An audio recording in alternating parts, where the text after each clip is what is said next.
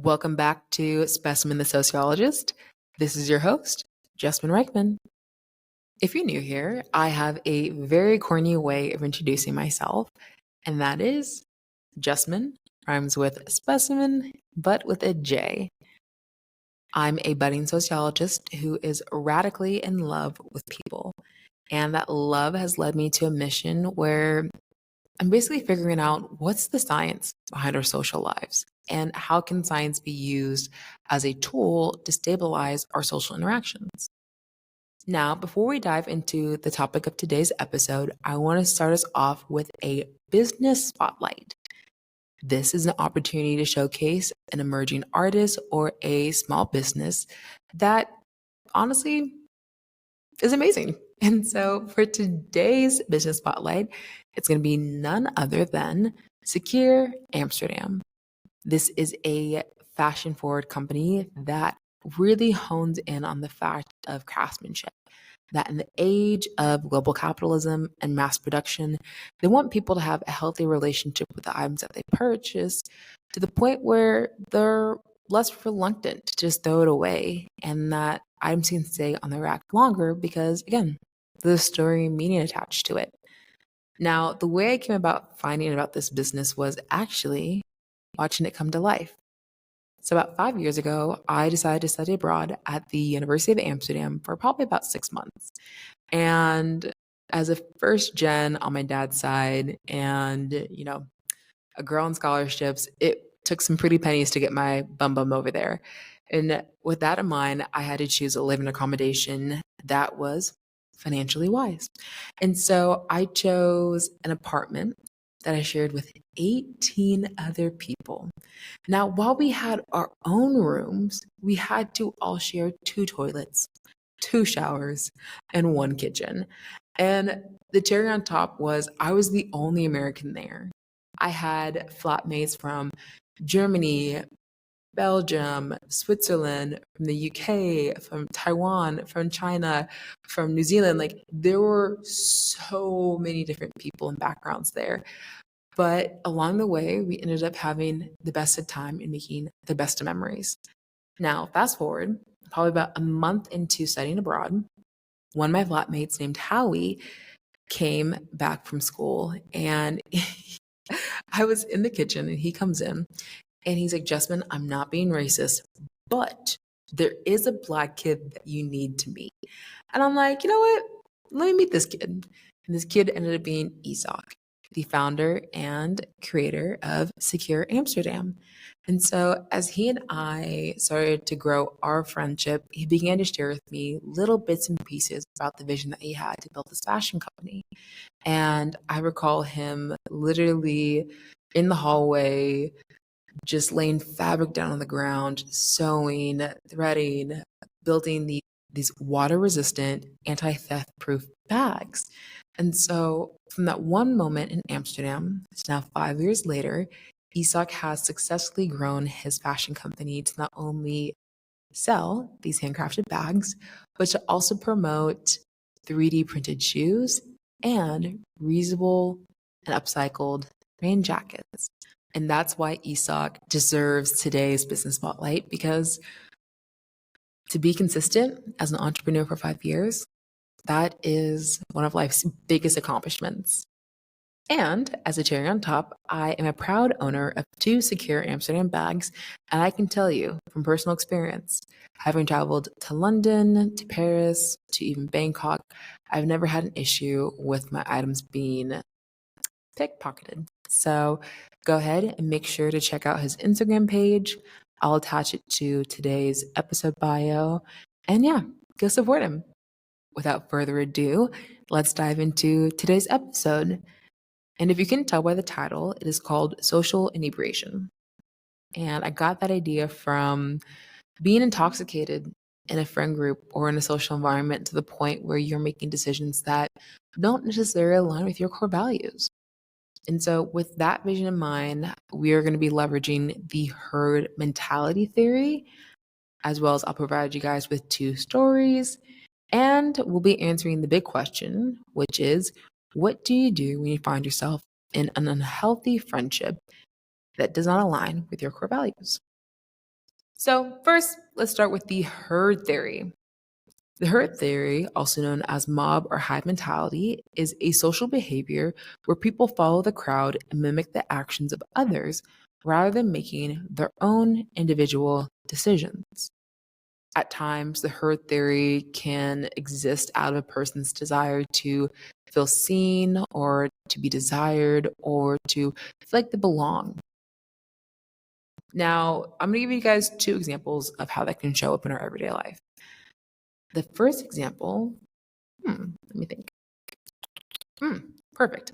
The first example can be the stock market bubble. The large stock market trends that happen every day often begin and end with periods of frenzied buying or selling. Many observers cite these episodes as clear examples of herding behavior that is irrational or driven by emotion, whether that be greed in the bubbles or fear in the crashes.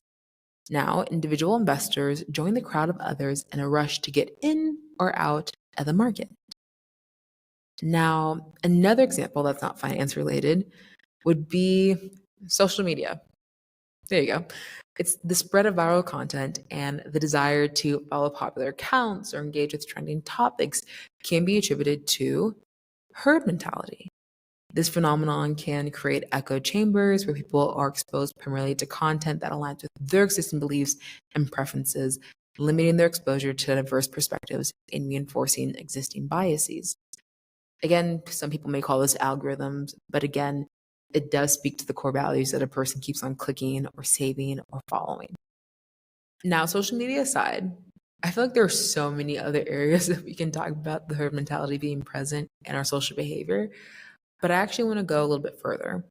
And I want to look at how there are telltale signs that perhaps you're being led by the behaviors of others rather than making decisions from an emotionally sober place where you're aware of your core values, if that makes sense. So the first sign I would say would be conformity. People may change their belief or behaviors to align with the majority, even if they previously held different opinions. This can manifest in various ways, as I mentioned earlier, whether it's adopting popular views on social media to following the latest fashion trends, or even voting according to your neighbors. Now, the second sign that you may be falling into the trap of herd mentality would be the fear of missing out, also known as FOMO. Now, this is a form of anxiety that's associated with being left behind or excluded from a popular trend or an activity that can drive people to conform.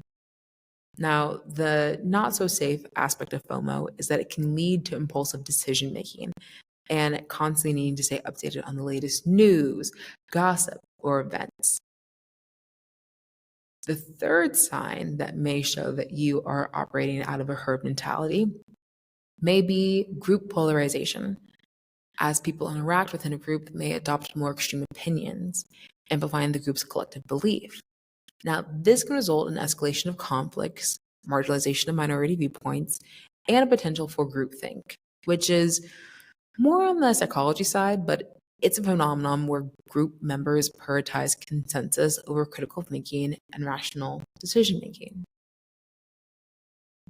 And the last sign of someone who may be operating out of a herd mentality could be the suppression of dissent. So people may be discouraged from expressing contrary opinions or challenging the status quo, leading to a lack of diversity in thought and decision making. In some cases, this suppression can result in silencing critical voices, creating an environment where potential problems or alternative perspectives are not adequately considered. Now, with those four signs that may indicate that a person is operating not out of their own viewpoint, but rather off of the behaviors of those around them, I want to make a hard transition. And I want to talk about how the herd mentality can show up specifically in our interpersonal relationships and our friendships. I believe that friendships hold so much power when it comes to determining our life's course. So, with that being said, I'm going to share two personal stories. One story about me being in an unhealthy friendship and how I compromised my core values to be a part of the group, and how in another friend group, I began to redefine what my core values were, and that ended up being the catalyst for creating probably the best season of life, relationally speaking. So, first, we're going to start with the not so good. It was my freshman year of college, and I had just flown in from Seattle, Washington, down to New Orleans, Louisiana. And as any first year student, I was extremely nervous about making friends. I was excited because I'm like, okay, this is a new chapter, this is new beginnings. Like, who am I going to become? Like, this is all so exciting. However, one way or not, I found myself in a friend group. And as I was scrolling in the chat one day, I saw that our group chat that we named ourselves the Petties. And I didn't really align with that name because I wouldn't consider myself a petty person. But as I brought that issue up to another person in the group, I said, hey, like, why is it called Petties? I'm not petty and I don't want this to be attached to me. This person proceeded to tell me that I was. Now, keep in mind, we're 3 weeks into college, right? I got 18 good years of living, and they have 3 weeks worth of perspective of me. In that moment, I wanted to belong in the friend group, and I really wanted to be friends with this person and with the other people in the chat. And so I adopted the principle of being petty. And the way that it presented itself in our social behavior, it wasn't that we just gossiped about everybody. That's not it. But we had a more cynical approach that was masked with being cultural critics. And we were fast to chew on information and pretend that we're problem solving. But ultimately, we just simply were stirring the pot on certain things. Now, it was great if we went to a protest or we're having a hard conversation in the classroom. When it came to how we spoke to one another, it wasn't always like the kindest.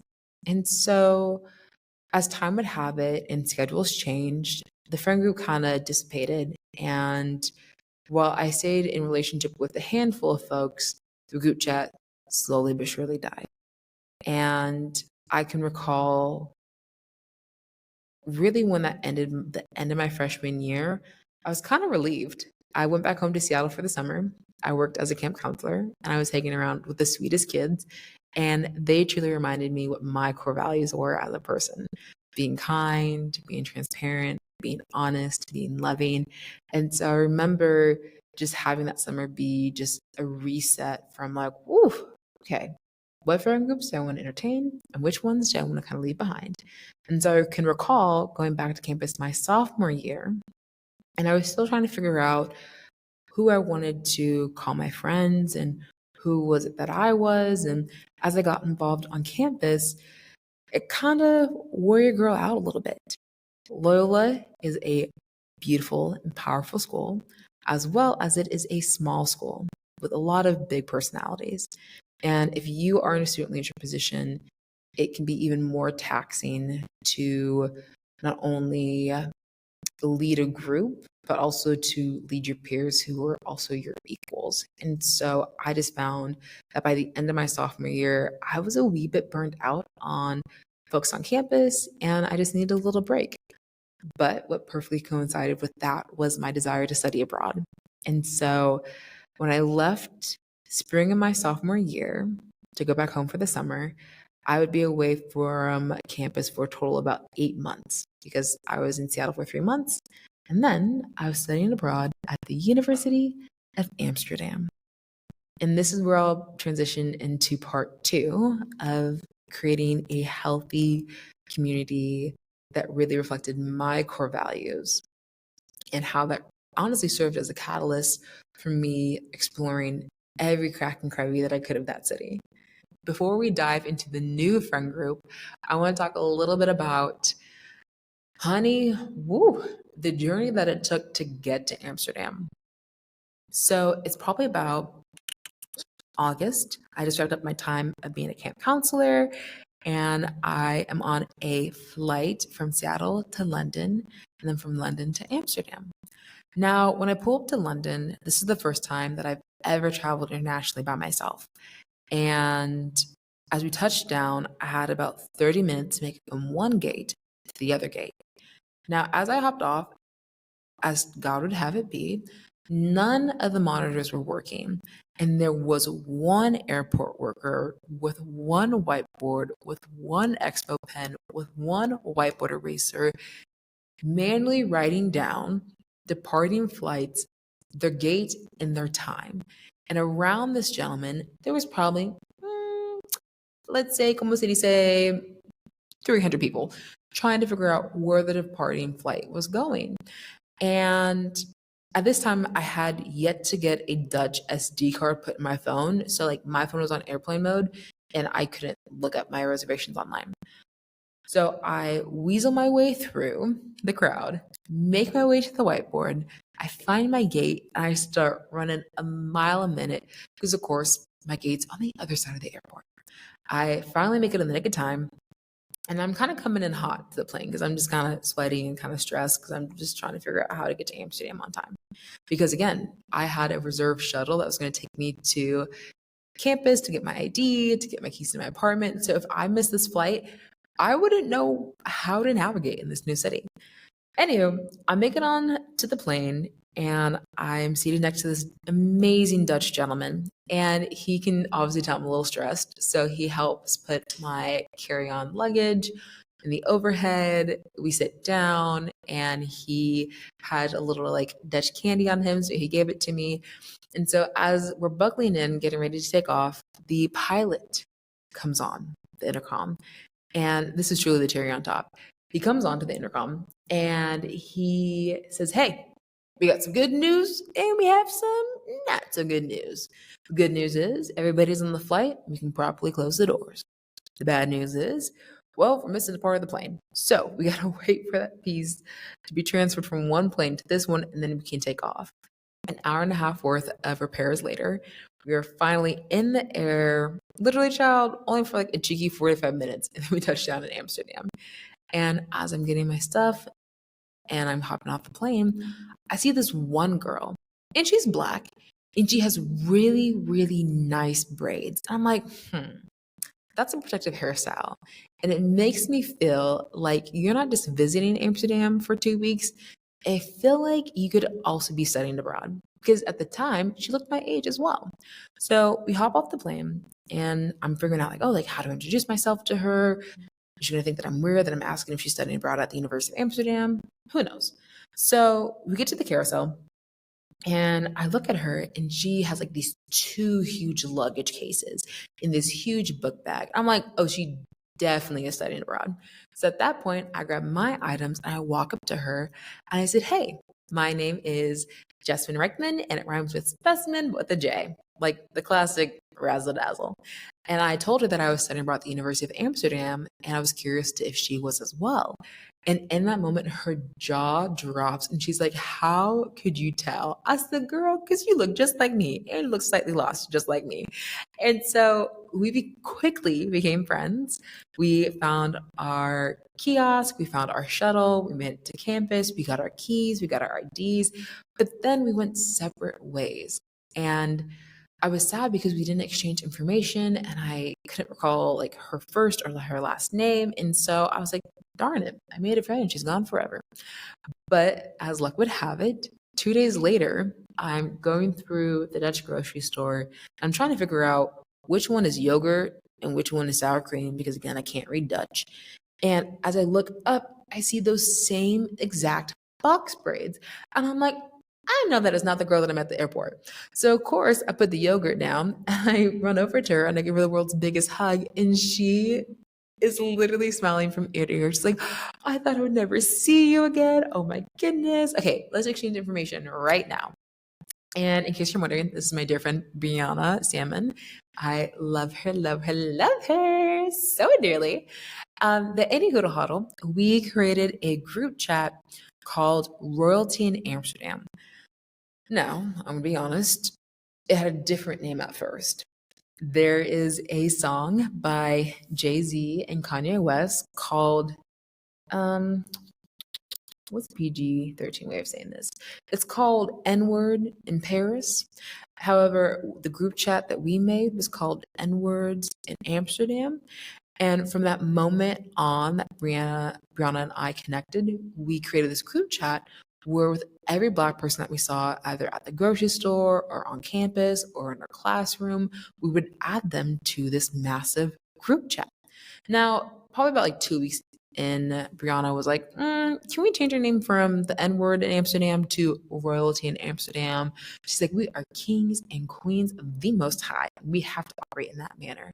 And I'm like, you know what? She has a point. She has a point. So as time went on, this, as one would say, affinity group, we literally began to gather and it radically shifted my entire experience in Amsterdam. We explored Black owned businesses. We went to Afro nights at the club. We navigated even the hardships of being a Black student in a predominantly white Dutch education system. And we even found our logo beauty supply store. Now, as we each continued to gather with one another, we would invite, again, more and more Black people, and we do more cultural things that were sensitive to our upbringing, whether it was having a Black Thanksgiving with Eugene's famous mac and cheese and Jay's red velvet cake, and of course, me on the ox. But as we've continued just to live life together, our group served as the moral compass for how we engaged in the other aspects of our study abroad experience. Again, while we all shared a level of cultural similarity, we still had levels of individuality that was sensitive to each and every person.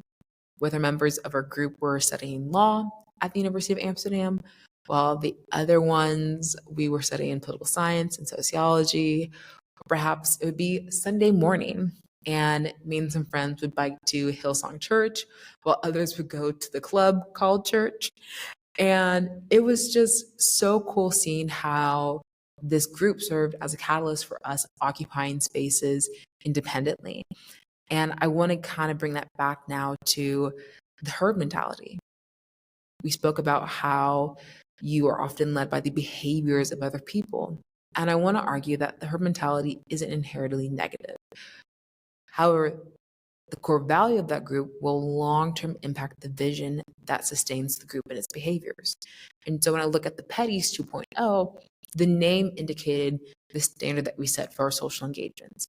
Meanwhile, Royalty in Amsterdam determined how we actively saw not only ourselves, but others and how we engaged with the world around us. And so I want to now transition to the part of the conversation, which is probably the stickiest part. What happens when you begin to sober up to the social behaviors around you and you find that you no longer want to be on that social scene? Because again, it's not so easy leaving a friendship. I mean, you could totally Irish exit, but that's not the most respectful or honorable way to do that. So I have 3 simple takeaways that could help you steward, a friendly departure.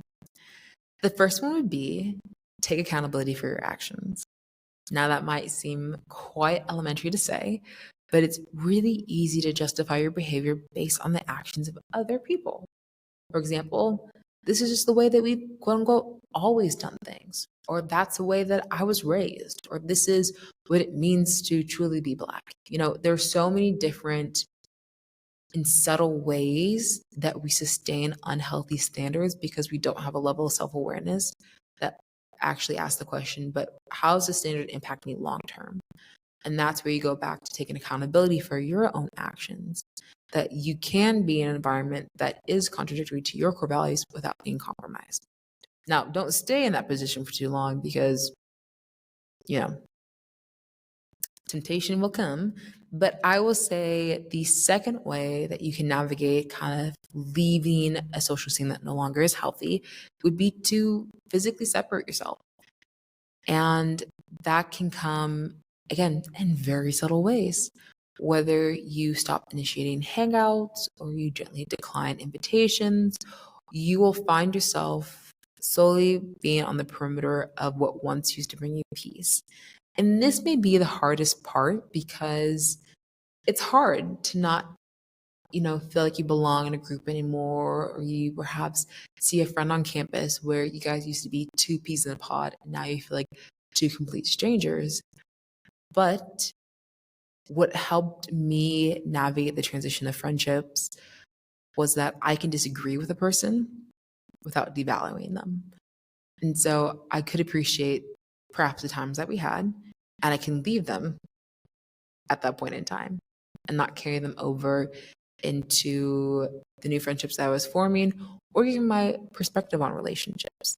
So again, separating yourself may be a wee bit lonely, but if you can hold out just long enough, you might find your own royalty in Amsterdam, in New Orleans, in Seattle, or in whatever city you currently live in.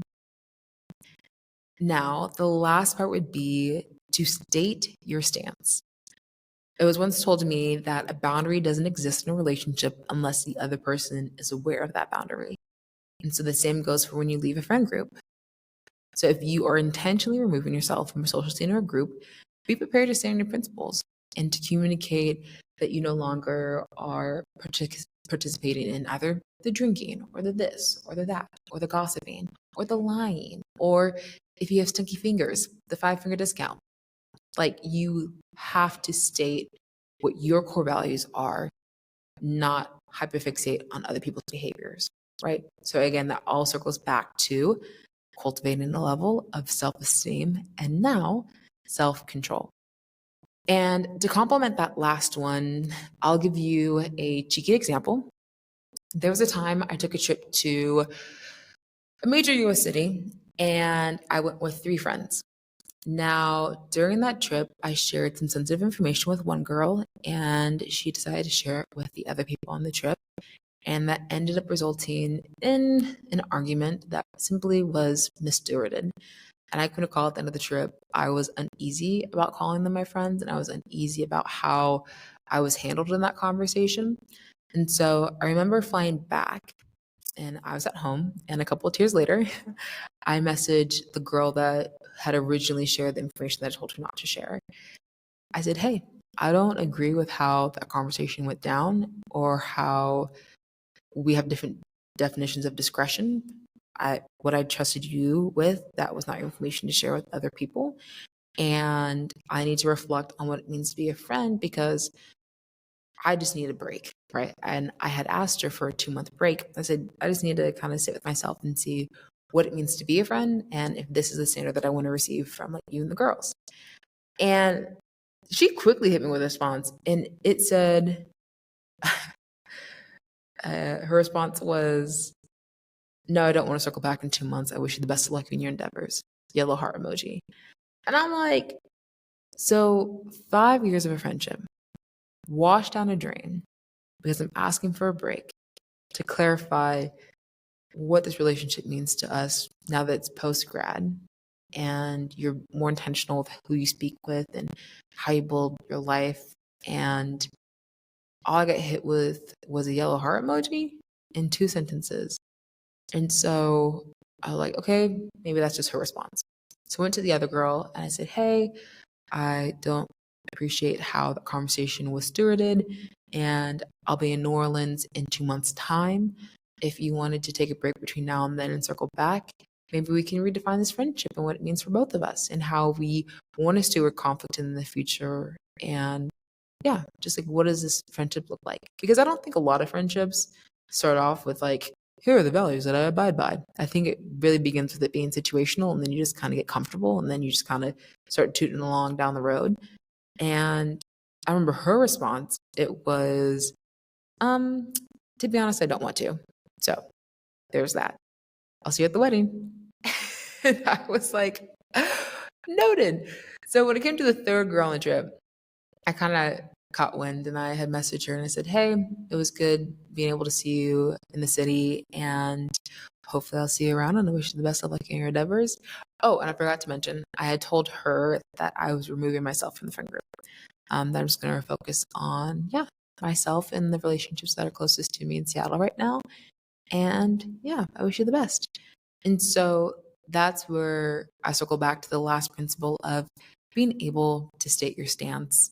Like, if you're going to remove yourself from a friend group, Don't be pious about it. Don't be self-centered, but simply do what I did, for example, and say that, hey, I'm going to reflect on what it means to be a friend. I'm going to start with the relationships closest to me. So there is a healthy way to transition out to being in a relationship with a person. And I found that people who desire the best for you will give you that space. Like, for example, my girl Jessamyn. I mentioned her in the first podcast, Talk is Symbolic. And there was one point in our friendship, I had done something that wasn't really the best. And she said, hey, Jessamyn, I just need 24 hours just to sit with myself before we have a conversation. And I'm like, at first I was like, oh, my heart, like, let's talk about it now. But I'm like, if Jessamyn needs 24 hours, she needs 24 hours. And 24 hours later, we caught up and she shared her grievances and I acknowledged them. And I said, okay, I'll be more mindful moving forward. And that's just a healthy example of like, if you generally care for a person, you'll give them space. Like, don't give them forever, but, give them time to process and to gain clarity on how you guys want to move forward in that relationship. Even circling back to the girls from the trip that I went on with, I saw them, I think literally 2 months later, because we all were in New Orleans. And I saw one at a wedding and I saw another two at an alumni event. And it was funny. We all were at the same table. And keep in mind, I'm 5'2.5" tall Black woman. You won't miss me when I walk into a room. So I remember just directly walking up to the girls and just striking up a conversation. Because even if we're not friends, we did have time spent with one another. And I know a lot about your family and like who you are as a person. At least up until this point, I did. And so it was refreshing just being able to engage and have honest conversation with them and then leave it at that. And then not have the emotional sadness or guilt to go back into being friends with them or continuing a conversation or even rehashing the past. I sincerely hope that you're doing the best. And then I went on my way and I grabbed 2 glasses of champagne and went on with the event. So there are ways that you can properly steward the departure of friendships or leaving an unhealthy social scene. Again, without devaluing or degrading the other person, but honing in on what your core principles are. And so the last thing I want to leave you guys with is actually a note of encouragement.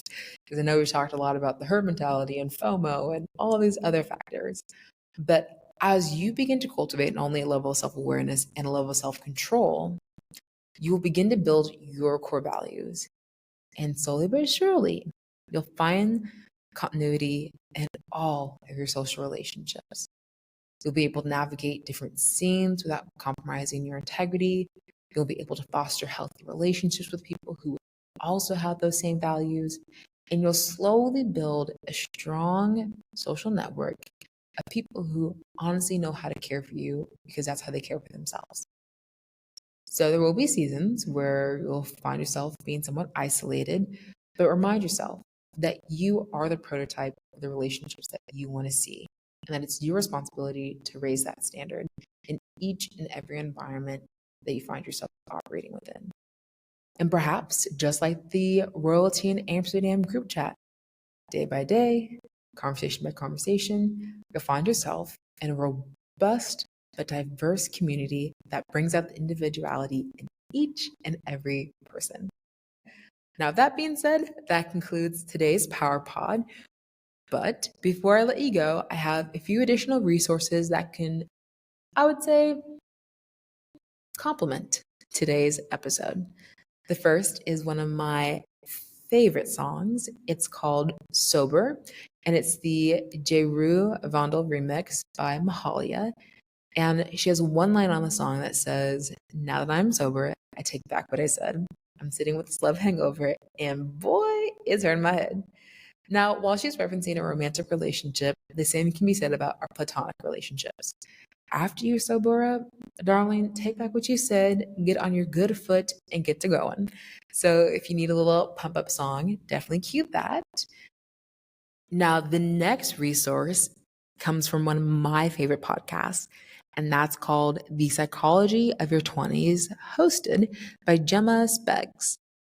And this episode, titled It's Okay for Your Friendships to Change, She talks about the psychology behind our evolving friendships and the 4 different types of friendship breakups, as well as how to adopt new kind of relationships in your 20s. Now, my favorite aspect of this episode is that she argues that underneath the fear of our changing relationships is our primal fear of being alone. And this kind of reminds me of the unhealthy side of the herd mentality, in which people will adopt the behaviors of those around them or even accept a less than standard friendship as a means of not being isolated. Again, you can find this podcast on Apple Podcast, Spotify, iHeartRadio, and in this episode's bio. Now, last but not least, this resource is for both the sinner and the saints and for those who need a word from above. It is a sermon titled The Departure of Partnerships, taught by Pastor Michael Todd at Transformation Church, based in Tulsa, Oklahoma. Todd delivers a very sensitive sermon surrounding the conversation of knowing when to end a partnership. He uses the journey of the Apostle Paul, who is currently experiencing navigating unhealthy relationships with Silas and Barnabas. And at the end of the sermon, he pulls out 4 key principles for how to know when to walk away. The first principle is when the season has changed. The second principle is when the same cycle persists. The third principle is when life storms are coming. And the fourth principle, when the Holy Spirit says, go. So you can go ahead and find both the song, the podcast, and the sermon attached in today's bio, as well as ESOC's Instagram handle. So you can go and check out Secure Amsterdam. But that is about it for today's episode. Hopefully you loved learning more about my concept of social inebriation, as well as the herd mentality and ways to navigate the successful ending of a relationship or your participation on a social scene. So until next time, have a powerful day. And hey, don't forget to subscribe to the show. Talk to you later. Bye.